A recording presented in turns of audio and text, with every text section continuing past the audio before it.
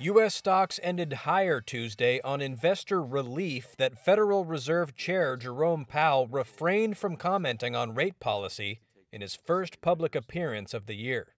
The Dow ended 0.5% higher, the S&P 500 finished up 0.7%, while the Nasdaq rose a full percent.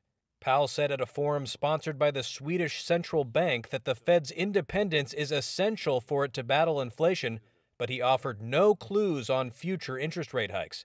George Ball is chairman of Sanders Morris Harris.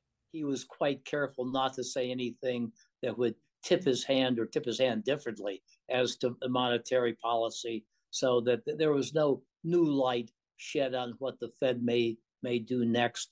And that's really the big question right now.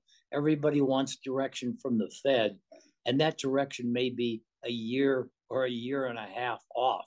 So the Fed is going to stay hawkish in tone. They're going to stay even-handed and will raise rates in more moderate steps, but raise rates to something like a 5%, 5.25% level over the first half of the year. And then we'll probably just keep it there for a long time until circumstances change substantially.